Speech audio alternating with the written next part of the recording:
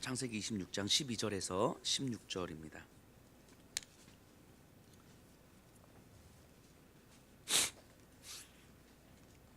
우리 한 절씩 저와 교독하도록 하겠습니다. 이삭이 그 땅에서 농사하여 그 해에 100배나 얻었고 여호와께서 복을 주심으로 양과 소가 떼를 이루고 종이 쉼이 많으므로 블레셋 사람이 그를 시기하여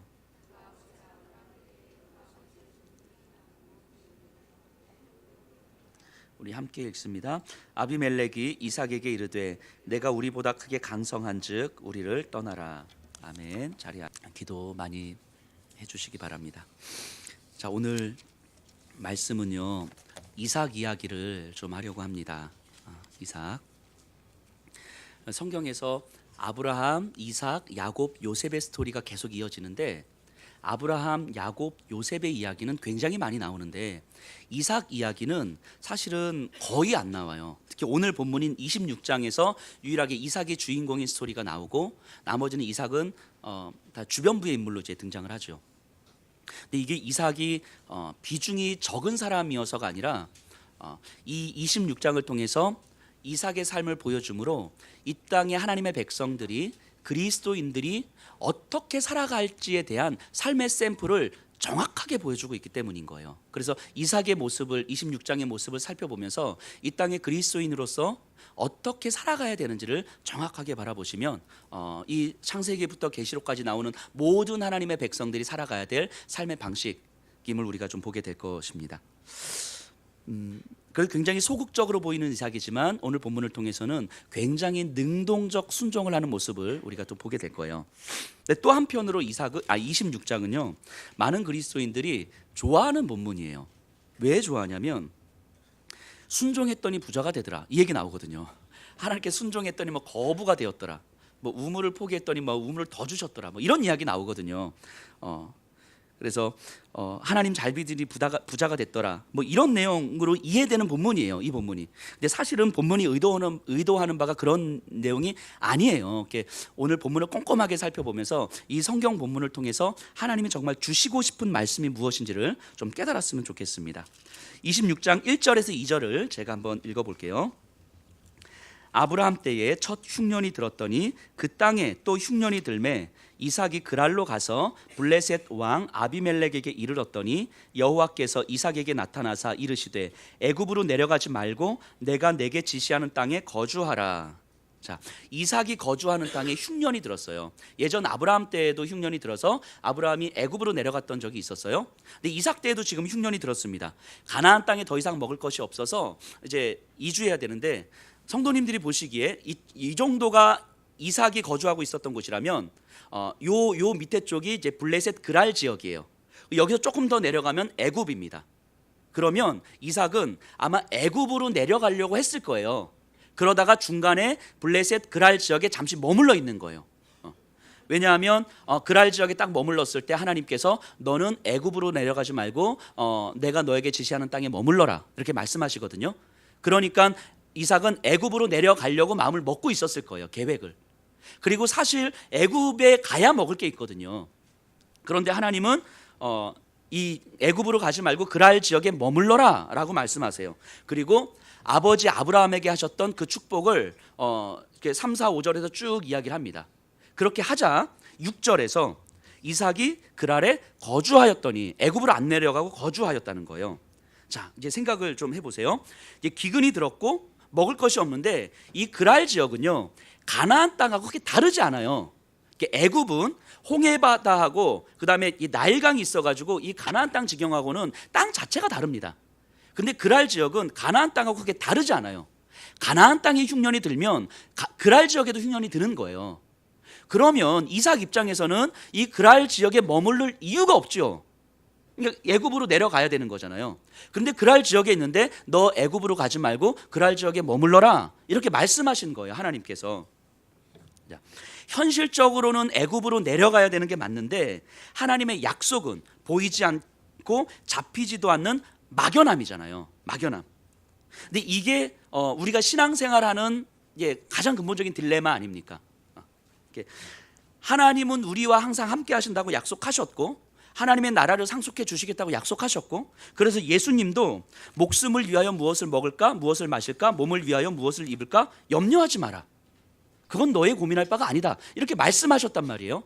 그런데 우리의 상황이 좀 괜찮으면 이 약속을 좀 기다리면서, 그렇지, 하나님께서 먹을 것 마실 것을 우리에게 주신다고 하셨지, 기다릴 수가 있겠는데 내 상황이 좀 급해지면, 먹고 사는 문제가 좀 급해지면, 오늘 무엇을 먹어야 될지 간절해지면, 이제는 나이는 찼고 이제 결혼은 해야 되겠는데 이게 급해지면, 뭔가 내 삶의 문제가 급해지면 막연하게 느껴지는, 보이지 않는 하나님의 약속은 사실은 뒷전이 되는 거예요.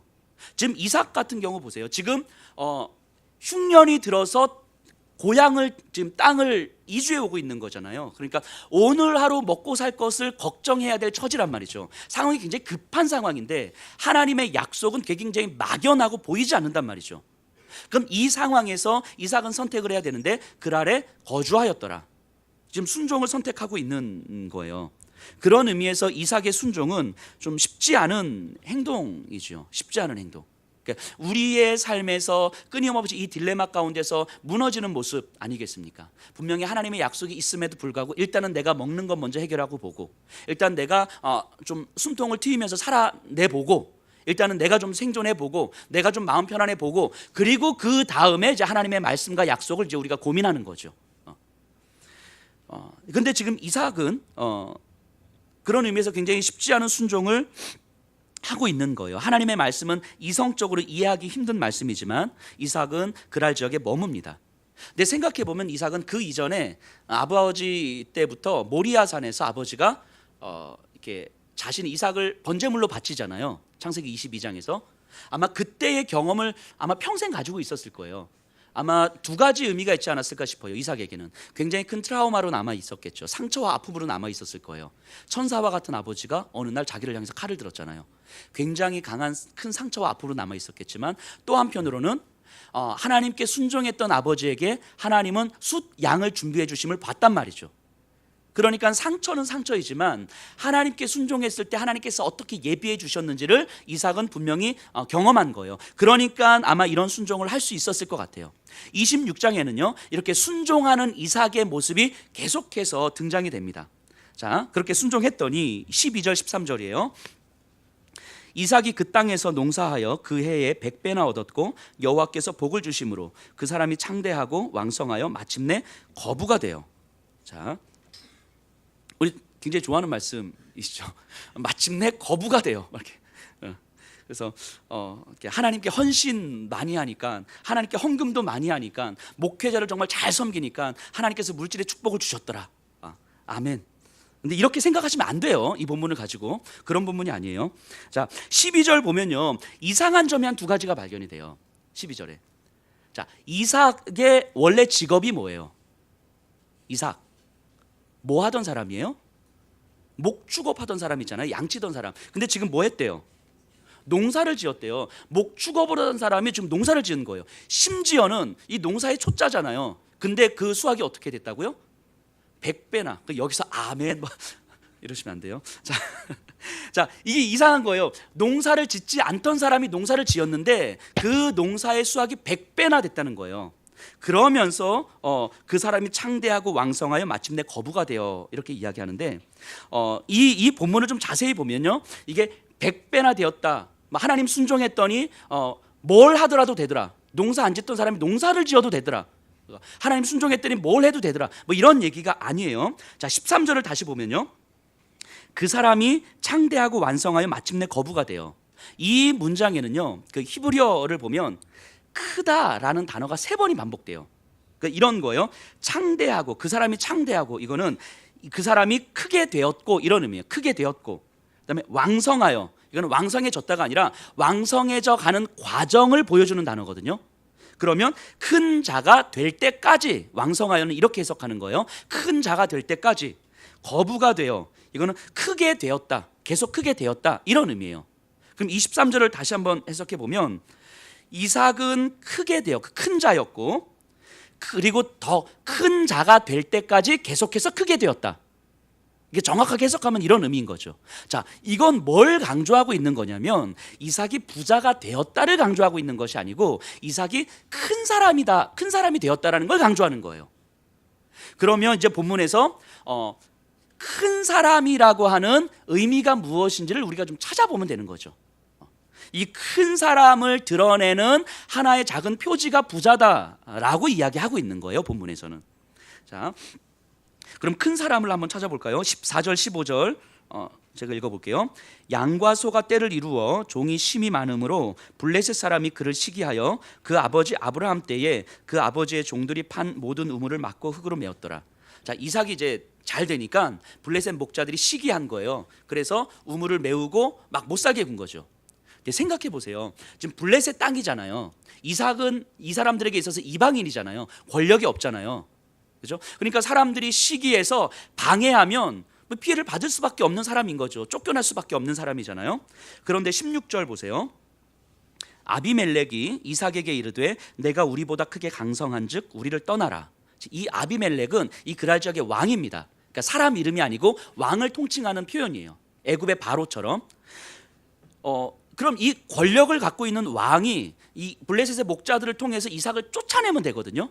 근데 그러지 않고 지금 뭐 하고 있는 거냐면 부탁을 하고 있는 거예요. 당신이 크게 강성하니까 이곳에서 떠나 주십시오. 자, 이 블레셋에서 이방인으로 자리 잡고 있는 이삭인데 이들이 마음만 먹으면 뭐 쫓아내고 그리고 막 못 살게 굴고 이럴 수 있는데 왕이 직접 와서 부탁을 하는 건 이거는 단순하게 이삭이 부자였다라는 걸 이야기하는 게 아닌 거예요. 막 방해를 하고 있음에도 불구하고 이삭이 계속 성장하는 거예요. 근데 그걸 희한하게 막을 수가 없어요. 아비멜렉에 떠나라고 부탁을 드리잖아요. 자, 저들이 힘으로 뺐으면 될 텐데 그럴 수가 없는 거예요. 저들이 함부로 할 수 없는 어떤 힘이 이삭에게는 있었던 거예요. 그들이 그걸 느낀 거죠. 그러니까 방해하고 막 우물을 메우고 이러면 저가 도망갈 것 같았는데 오히려 더 커지는 거예요. 그러니까 저거는 우리가 힘으로 쫓아내서 될 문제가 아니구나. 그래서 왕이 가서 부탁을 하고 있는 거죠. 차라리 떠나 주십시오. 자, 28절 보세요. 28절. 아비멜렉과 그의 친구들이 와서 이삭에게 하는 이야기인데요. 그들이 이르되 여호와께서 너와 함께 계심을 우리가 분명히 보았으므로 우리의 사이 곧 우리와 너 사이에 맹세하여 너와 계약을 맺으리라 말하였노니. 자, 뭐라고 이야기합니까? 여호와께서 너와 함께 계심을 우리가 어떻게 보았다고요?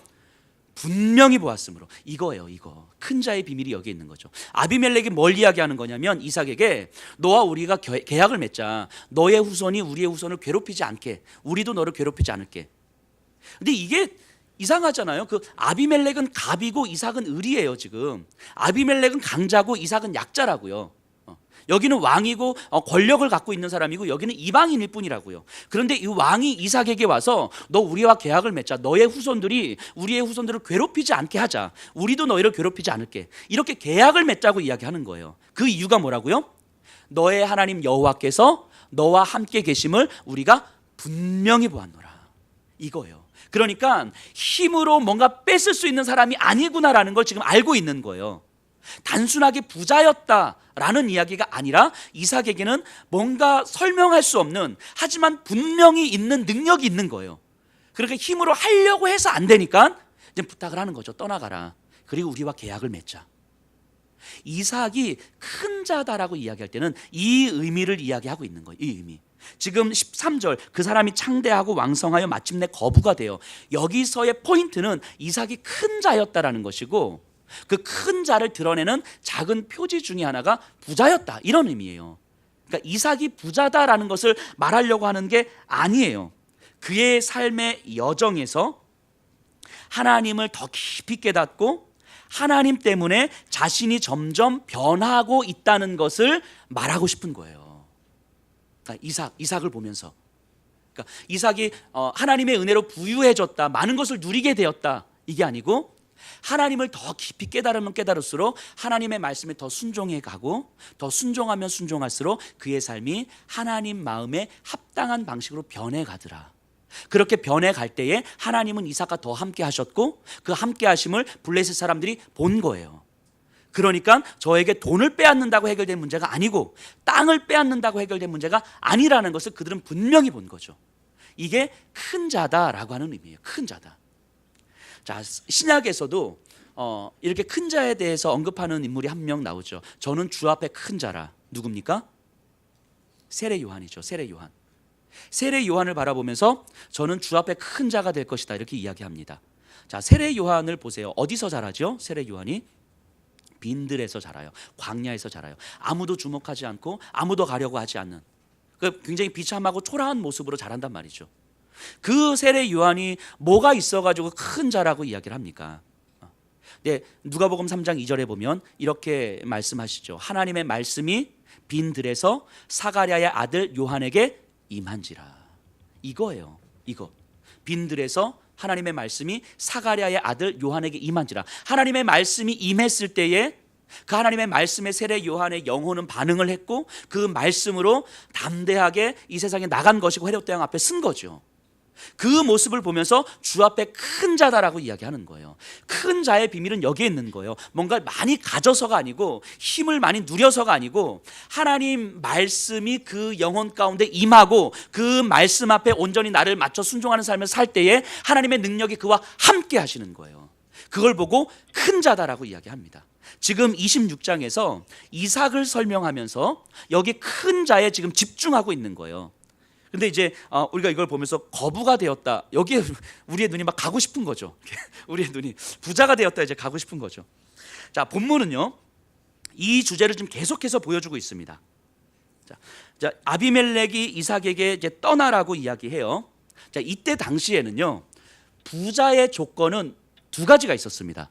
두 가지가 있어야 부자라고 이야기했는데요. 이게 뭘까요? 이게 땅과 우물이에요. 땅과 우물. 이때 당시에는 땅이 있어야 되고 우물이 있어야 돼요.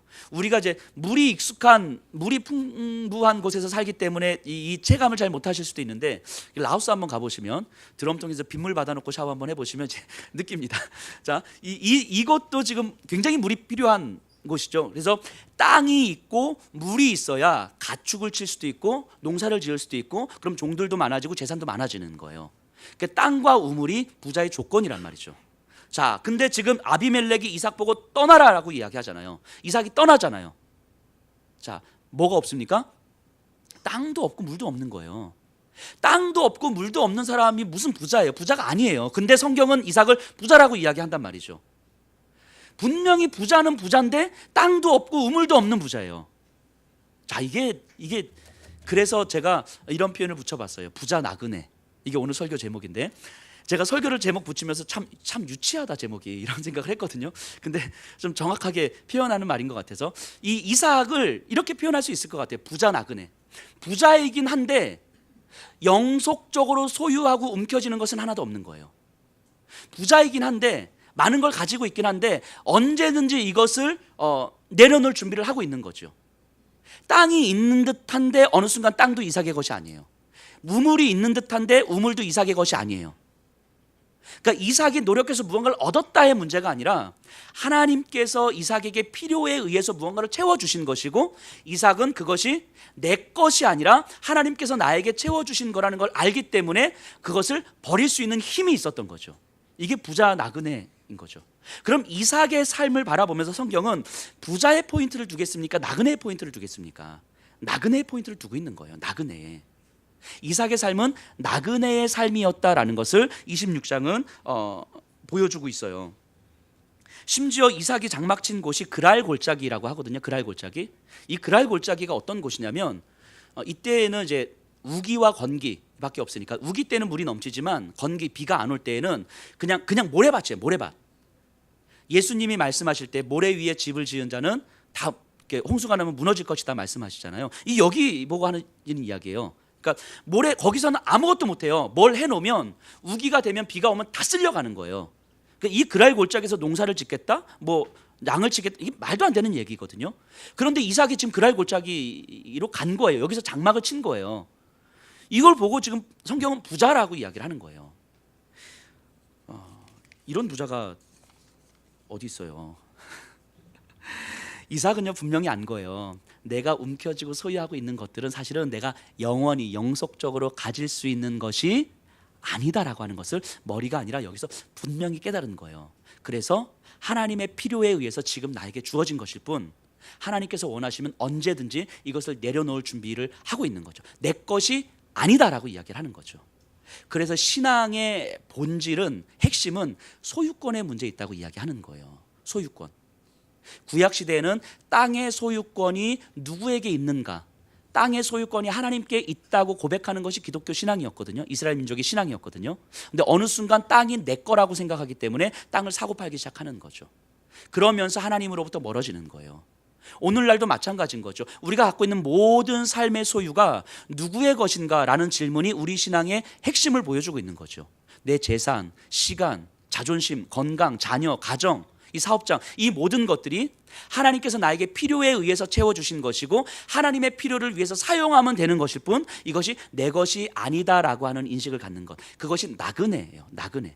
이삭의 삶을 통해서 이 나그네의 모습을 보여줍니다. 그러니까 성경이 이삭을 거부, 부자라고 표현한다면 진짜의 의미는 많은 물질 때문이 아니라 하나님께 순종함으로 하나님 크기의 풍성함을 누릴 수 있었기 때문이에요.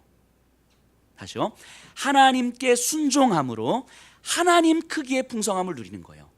하나님 크기의 풍성함을 누리지만 어떤 것도 움켜쥐지 않는 거죠. 이것을 보고 이삭을 거부, 부자다라고 이야기를 하는 거예요.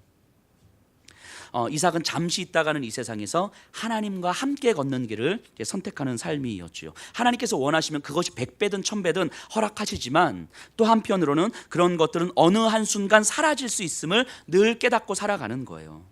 그래서 100배냐 1000배냐 이것이 기준이 될 수가 없는 거죠. 이 땅을 살아가는 우리의 정체성도 나그네라고 하는 것, 그리스도인 하나님의 백성의 기본적인 정체성이 나그네라고 하는 것을 우리가 좀 기억해야 됩니다. 이 모습은 이후에 우물 파는 모습에서도 그대로 드러나요. 19절에서 21절 제가 한번 읽어볼게요.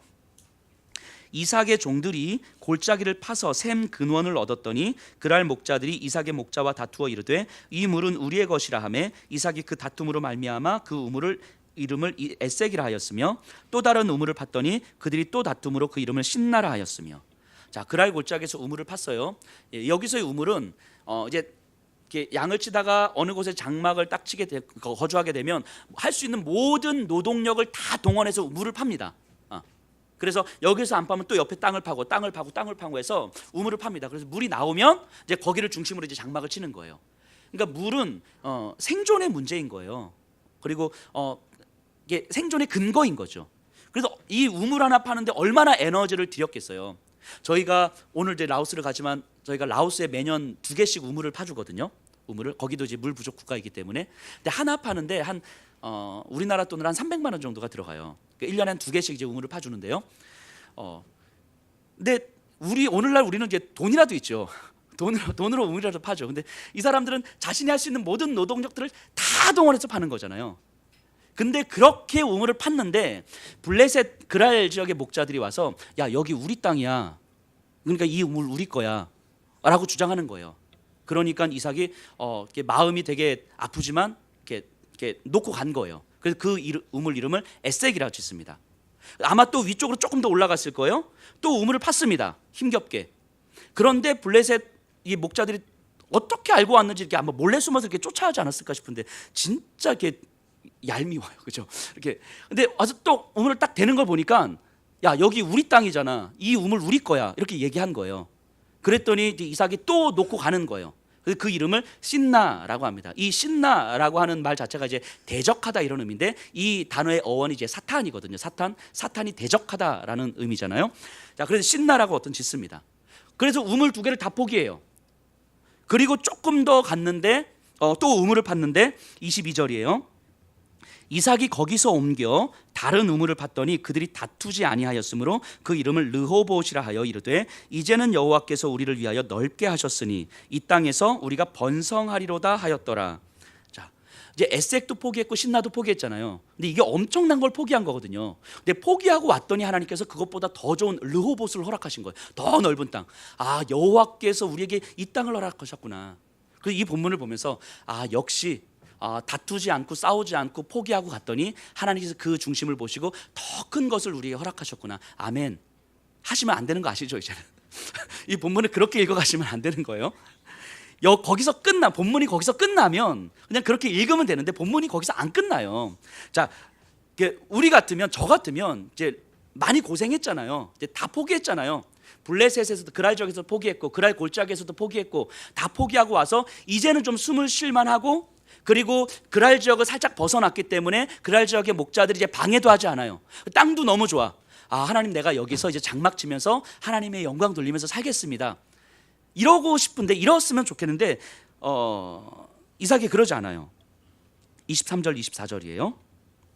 이삭이 거기서부터 부엘세바로 올라갔더니 그 밤에 여호와께서 그에게 나타나 이르시되 나는 내 아버지 아브라함의 하나님이니 두려워하지 말라. 내 종 아브라함을 위하여 내가 너와 함께 있어 내게 복을 주어 내 자손이 번성하게 하리라 하신지라. 르호봇을 버려요. 뺏어가는 것도 아닌데 자기가 버려요. 르호봇을 버리고 부엘세바를 향해서 올라갑니다. 그러니까 아버지 아브라함에게 약속이 있는 그곳으로 올라가요. 근데 버리고 올라간 그날 밤에 하나님이 나타나셔서 나는 너의 아버지 아브라함의 하나님이니 내가 너와 함께 있을 것이다. 두려워하지 마라. 이렇게 말씀하시는 거예요. 너 물이 없다고 너 죽지 않아. 두려워하지 마라. 너 먹을 거 없다고 죽지 않아. 두려워하지 마라. 이렇게 말씀하시는 거예요. 이삭은요, 당시 부자의 조건이었던 땅과 우물을 버릴 수 있는 힘이 있었어요. 힘이. 왜냐하면 이삭은 나그네로서의 삶을 충분히 알고 있었기 때문인 거죠. 자, 그리고 25절을 한번 보세요. 이삭이 그곳에 제단을 쌓고 여호와의 이름을 부르며 거기 장막을 쳤더니 이삭의 종들이 거기서도 우물을 팠더라. 자, 거기서도 우물을 팠더라. 자, 이 문장을 보면요, 우물을 파다 해서 파다라는 동사가 나오는데요, 히브리어에는요 동사의 시제가 딱 두 개밖에 없습니다. 완료 시제와 미완료 시제. 완료와 미완료. 그러니까 이 과거, 현재, 미래 이런 게 아니에요. 그러니까 완료는 단회적 사건을 이야기합니다.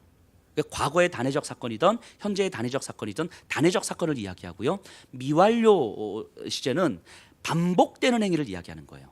그럼 여기서 우물을 팠다 해서 팠더라는 미완료 시제로 쓰여졌거든요. 그럼 무슨 의미겠습니까? 장막을 쳐서 우물을 팠다 이게 아니라 가는 곳마다 우물을 팠는데 우물이 되었더라 이 얘기를 하고 있는 거죠.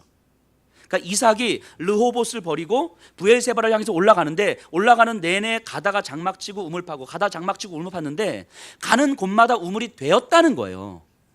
자, 그렇기 때문에 이 25절의 말씀은 그냥 단순한 사실적인 표현이 아니라 신학적 표현인 거예요. 신학적 표현. 마치 광야의 만나하고 똑같은 거예요.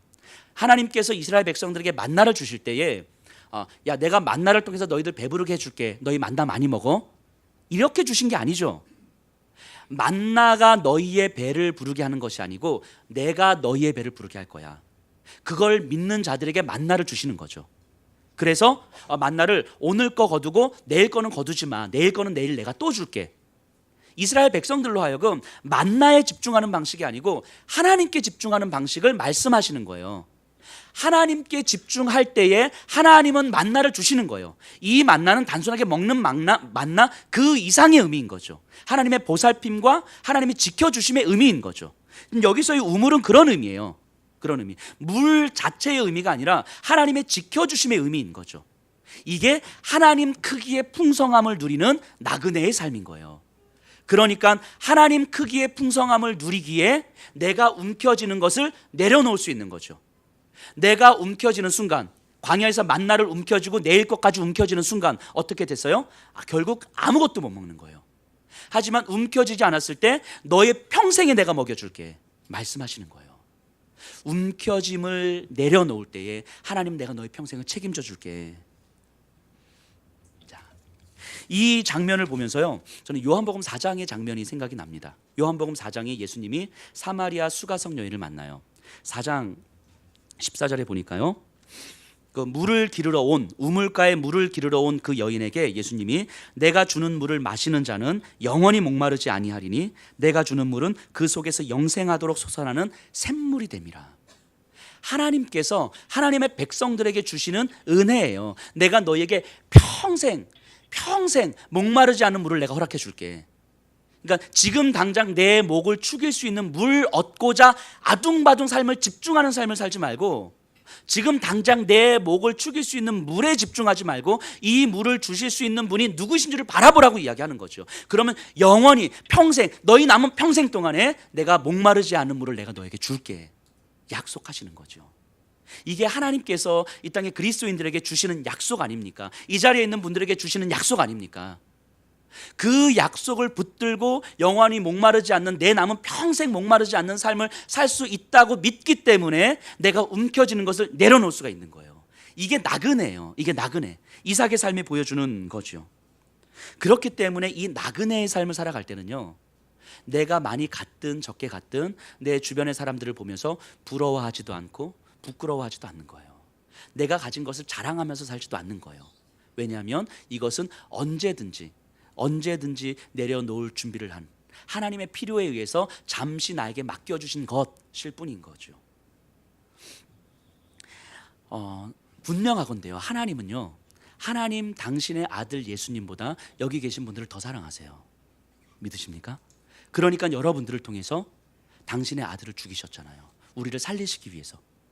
그러니까 당신의 아들보다 더 사랑하시는 이 귀한 영혼들을 하나님께서 목마르게 하시겠냔 말이죠. 배고프게 하시겠냔 말이죠. 하나님 약속하시는 거예요. 너희 평생에 내가 결핍이 없게 해줄게, 목마르지 않게 해줄게. 그러려면 그 말씀을 하시는 하나님을 이제 봐야죠. 하나님을 볼 때에 하나님께서 나에게 약속하신 것이 무엇인지를 깨닫고 내가 움켜쥔 것을, 이것 때문에 내가 목마르지 않는 것이 아니구나, 이것 때문에 내가 배가 고프지 않은 것이 아니구나라는 것을 깨닫게 되는 거예요.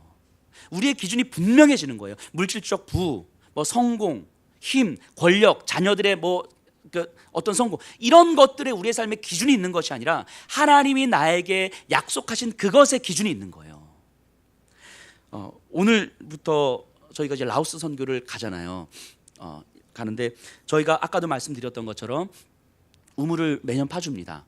우물 하나를 파면요, 한 300가구가 그 우물 하나 가지고 이렇게 살아요. 한 200가구, 300가구 정도가. 그래서 어떤 마을 가면 9시부터 12시까지는 이쪽, 12시부터 3시까지는 저쪽, 이렇게 호수를 4개를 연결해 놓고 이게 그 시간대별로 그 물을 쓰기도 합니다. 그러니까 엄청 좋아해요. 그래 제가 이렇게, 물론 제가 판 건 아니고 제가 하기도 하지만 우리 성도님들과 또 여러 후원해 주신 분들이 같이 파는 건데, 그래도 제가 거기 가면요, 완전히 귀빈 대접을 해주세요. 그 마을에서 귀빈 대접을 해주셔서 그 마을 사람들이 귀한 손님 오면 내주시는 음식들을 이렇게 막 내주시거든요. 막 못 먹는 그런 음식들 막 내주시는데, 어쨌든 힘든 음식들을 내주시는데, 어쨌든 그만큼 굉장히 귀하게 여겨주세요. 이게 그만큼 좋은 거죠. 장학금도 줍니다. 지금도 매월 장학금을 주고 있어요. 라오스 아이들이 한 달에 10,000원이면 살거든요. 그래서 저희 성도님들이 지금 작년에 저희가 1:1 매칭해서 지금 라오스 아이들에게 지금 계속 장학금을 주고 있습니다. 그리고 선물도 줘요. 컴퓨터도 놔주고, 정수기도 놔주고, 책상도 놔주고, 전기선도 해주고, 등도 해주고, 페인트칠도 해주고, 도서관도 세워주고, 다 해줍니다. 그리고 이번에도 선물 많이 가지고 가요. 칫솔, 비타민, 축구공, 학용품, 간식 등등. 아이들이 너무 좋아해요.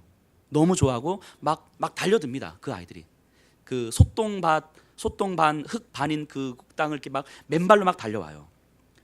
그런데 그래서 더 마음이 아픈 거예요. 그래서 더, 라오스는요, 아시겠지만 공산 국가고요. 그래서 복음을 자유롭게 전할 수가 없는 곳이에요. 외국인들이 거기 가서 예수님의 이름을 이야기할 수가 없는 곳이거든요. 그러니까 저희도 가서 NGO 단체로 등록돼 있어서 NGO 단체 자격으로 들어가는 거예요. 라오스 가면 제 직함이 이사입니다. 이사. 첫 해 갔을 때는 과장이라고 해주셨는데 이사로 승진시켜 주셨어요, 저를. 그래서 라오스에서. 그래서 그러니까 복음을 자유롭게 전하지 못하기 때문에 아이들과 함께 예배를 드릴 수도 없고요. 그다음에 아이들을 품고 기도해 주는 시간도 없어요. 그렇게 할 수가 없어요.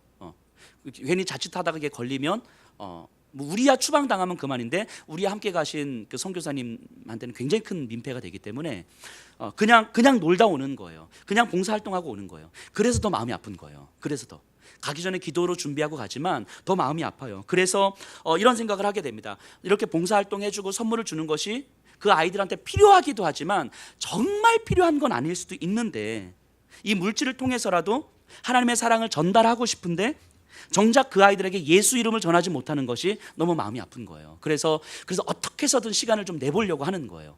그래서 제가 갈 때마다 사탕 목걸이를 만들거든요. 사탕 목걸이를 한 500개, 600개씩 만들어요.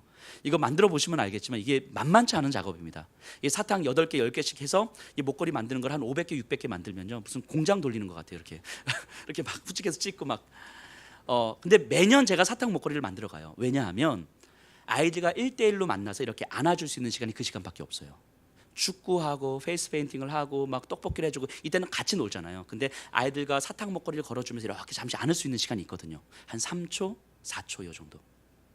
요 시간 때문에 사탕 먹거리를 만들어요. 요 시간 때문에 사탕 먹거리를 걸어주면서 하나님 이 아이를 구원해 주십시오.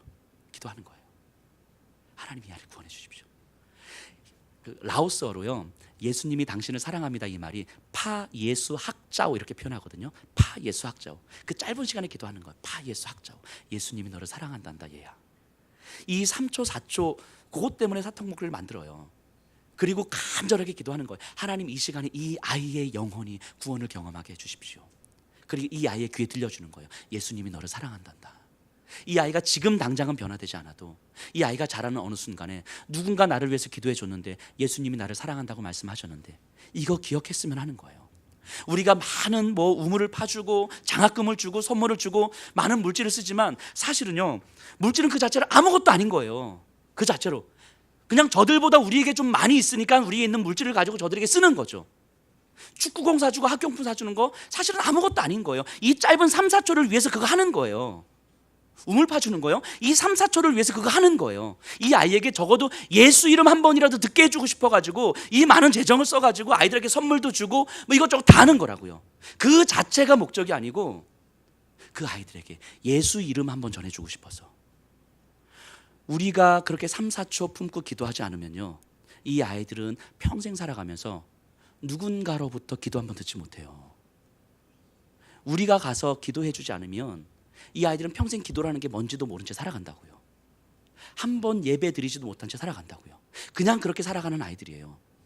그래서 하나님께서 우리를 그곳에 보내주시는 거 아니겠습니까? 우리에게 주신 물질은 그 자체로 사실은 정말 아무것도 아니에요. 이것을 통해서 하나님께서는 한 영혼 살리기를 원하시고 하나님의 나라가 만들어지기를 원하시고 그리고 그것을 우리에게 보여주시고 그 모습을 우리가 살아갈 수 있을 때, 흘려보낼 수 있을 때에 하나님은 그 흘려보낼 수 있도록 하기 위해서 끊임없이 끊이지 않으시겠다고 말씀하시는 거죠. 우리의 초점은 우리에게 얼마나 많은 물질이 있는가, 우리가 얼마나 많은 힘이 있는가가 아니라 하나님께서 나에게 보여주시는 그 영혼을 바라보고 있는가, 하나님의 나라가 확장되어지는 그곳을 바라보고 있는가, 내 마음과 생각과 삶이 그곳을 향해 있는가, 여기에 있는 거라고요. 그곳에 있기 때문에 내가 움켜쥐지 않을 수 있는 힘이 있는 거예요. 그게 나그네죠. 그게 나그네죠. 그럴 때 내가 움켜쥔 것만큼의 힘이 아니라 하나님 크기의 능력을 우리가 경험하는 거라고요. 이 사도행전 3장을 보면요, 요 얘기하고 말씀을 좀 마무리해 보도록 하겠습니다. 사도행전 3장에 보면요, 베드로와 요한이 성전 미문으로 이렇게 올라가요. 근데 성전 미문 앞에는 나면서부터 걷지 못했던 사람이 구걸하고 있습니다. 오랜 시간. 그러다가 이제 베드로와 요한이 가는데 그를 보는 거죠. 그 사람이 이제 베드로를 바라보면서 나한테 무엇을 줄 것인가 이렇게. 근데 베드로가 뭐라고 이야기합니까? 은과 금은 내게 없거니와 나에게 있는 것으로 너에게 주노니 나사렛 예수 그리스도의 이름으로 명하노니 일어나 걸으라. 저 같으면 이랬을 것 같아요. 잠시만 기다려보라고. 잠시만. 그리고 가서 이제 야간 알바 뛰고 오는 거죠. 야간 알바 뛰어서 한 10만 원, 20만 원 딱 벌어가지고 내 당신을 위해서 이렇게 야간 알바 뛰고 왔다고. 당신 이걸로 목욕도 하고 밥도 사 드시고 맛있게 드세요. 하면 이랬을 거예요. 야, 역시 교회 다닌 사람은 다르구나. 역시 예수 믿는 사람은 달라. 막 그러고 막 감사했을 거예요. 그리고 나서 한 2, 3일 지나면 이 사람은 뭐 합니까? 또 구걸하고 있겠죠. 또 우리가 줄 수 있는 감동이라는 건 이런 것일 수 있어요. 그 삶을 변화시키지 못하는 감동. 감동은 주지만 전혀 그 삶을 변화시키지 못하는 감동. 근데 베드로는 뭐라고 이야기합니까? 그를 바라보면서 당신은 진짜 지금은 돈을 필요로 하지만 사실 당신 안에 진짜 필요로 하는 것, 당신이 모를 수도 있지만 당신 안에 진짜 필요한 것, 그거 있잖아. 당신 걷고 싶은 거잖아. 돈이 필요한 게 아니라 걷고 싶은 거잖아. 근데 그거 내가 해줄 수는 없는데 내 안에 있는 예수 그리스도의 생명, 그거 능히 할 수 있다. 나사렛 예수 그리스도의 이름으로 명하노니 일어나 걸으라. 성전 미문을 다녔던 수많은 사람들이 있었는데요, 아무도 그 필요를 못 봤어요. 그 나면서부터 앉은뱅이의 그 내면적 필요를 못 봤어요. 돈만 주셨죠. 돈만. 아무도. 근데 베드로는 그걸 보고 있는 거예요. 그 필요를 보고 있는 거죠. 왜냐하면 베드로 안에 있는 예수 그리스도의 생명이 그 나면서부터 걷지 못하는 자의 그 내면적 필요를 보게 한 거예요. 그리고 예수 이름의 능력은 그것을 능히 할 수 있다고 믿은 거죠. 그래서 선포한 거죠. 그리고 일어난 거예요. 그리스도인들이요, 이 세상을 바라보는 눈이어야 되는 거예요. 우리가 아무리 구제를 하고 아무리 성경 돈 몇 푼 갖다 주고 뭐 우물 하나 파주고 뭐 밥 한 끼 갖다 주고 이게 우리가 해야 될 일이 아니죠. 그 삶을 변화시키지도 못할 이 감동이라는 건 교회가 해야 될 모습이 아니죠. 교회는요, 그리스도에는요, 그 현실적 필요 그 너머에 있는 그 영적 필요를 볼 수 있는 눈이 있는 거죠. 세상은 몰라요. 아무도 이걸 못 본단 말이죠. 하지만 적어도 우리는 볼 수 있는 거잖아요. 우리는 그들에게 정말 뭐가 필요한지를 볼 수 있는 것이고, 그리고 그 필요를 채워줄 수 있는 존재가 내가 아니라 내 안에 계신 예수 그리스도의 이름의 능력이라는 것을 우리는 알고 있는 거잖아요. 그러면 그것을 선포하는 거죠. 이게 우리들의 삶의 기준 아닙니까? 그 예수 이름이 능력이라는 것을 그들에게 보여주는 거죠. 그리고 그들의 삶이 얼마든지 변화될 수 있다는 것을 우리가 알려주어야 되는 거죠. 이것이 우리들의 생각이어야 되는 거고 우리들의 삶의 기준이어야 되는 거죠. 이게 나그네이기 때문에 가능한 거예요. 나그네이기 때문에 내가 움켜쥐고 내 삶의 기준이 되는 그런 것들이 없기 때문에 가능하다고요.